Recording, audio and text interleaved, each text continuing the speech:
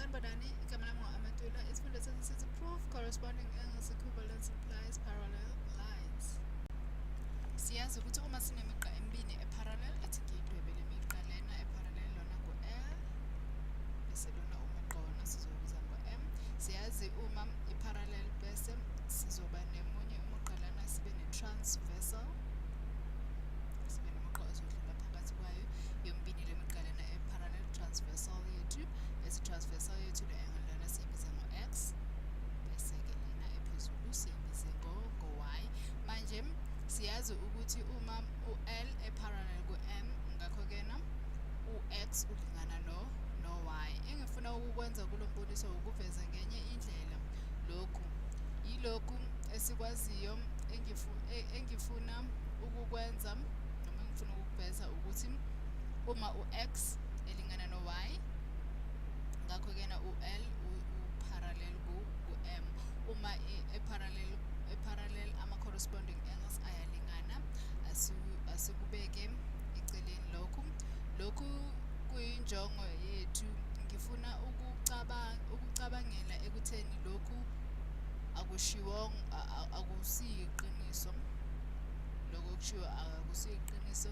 Ngizoqagela ukuthi u-X ulingana no-Y futhi u-L akekho parallel ku-M. Ngeke ngiyenze lena, ngizocabangela ukuthi u-L akekho parallel ku-M. Manje-ke asicabange ukuthi lokhu kungabanjani. Manje uma u-L no-M bengekho parallel,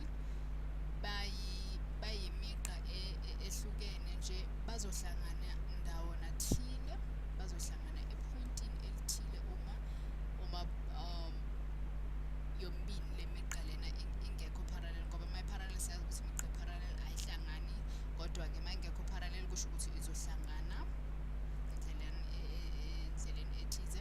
Ngokuboniselana mhlampe izobukeka njengemigqa efanayo nalena ezohlangana epointini elithile, bese sithi lona ku-M. Bese-ke singakhohlwa i-transversal yethu ngoba siphinde sibe ne-transversal yethu. Uyabona ukuthi ihamba kanjani laphayana. I-transversal yethu-ke ingu-X no-Y. Sithi ihamba kanjena, sithi lona ku-X bese sithi lona ku-Y. Bese siqagele ukuthi u-X ulingana no-Y. Singaphinde sibize ukulinganiswa kwale angle ngo-X. Manje njengoba sinikwe lokhu, siyacabangela ukuthi leli ibanga thizeni alisingo-0. Ibanga thizeni lena alisingo-0.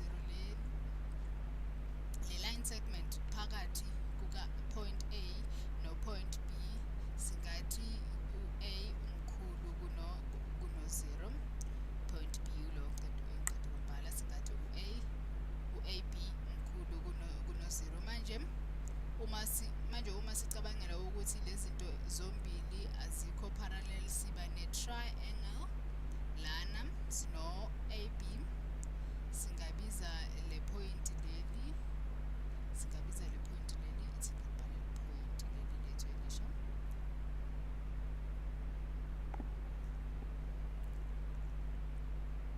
Singabiza le point leli ngo-point C lona.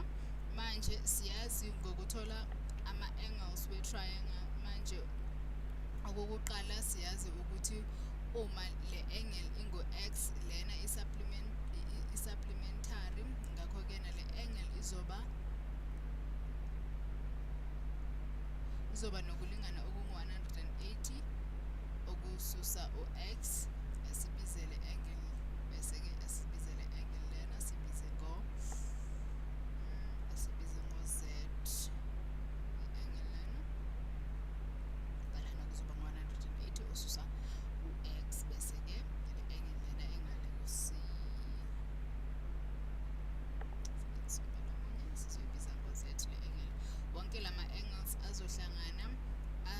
azohlangana afike ku-180 degrees.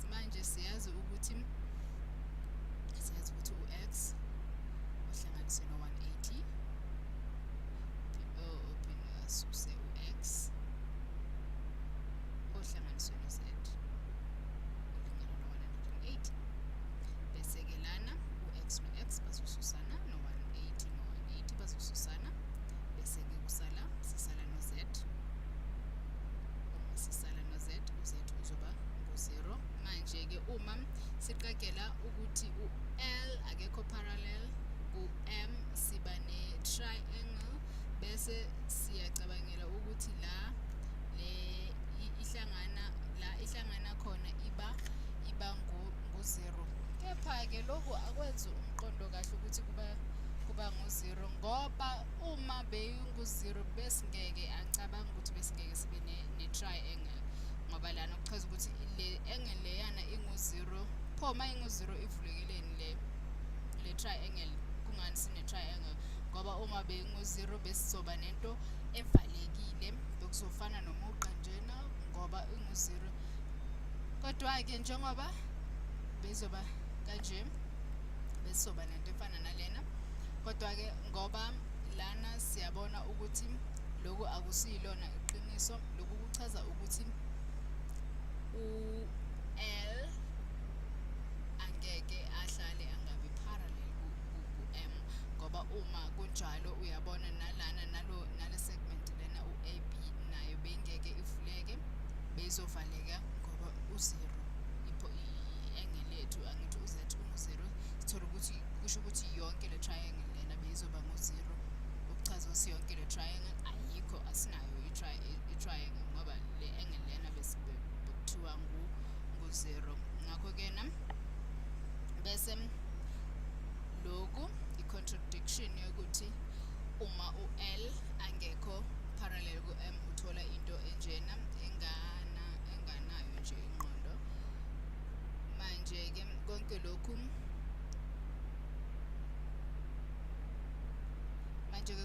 kuyawenza ukuthi u-X alingane no-Y u-L abe parallel ku-M njengoba ubona lana ukuthi u-L kumele abe parallel ku-M ngoba sesibonile ukuthi u-L no-M ngeke babe imigqa emibili eyahlukene manje-ke sesikuvezile lokho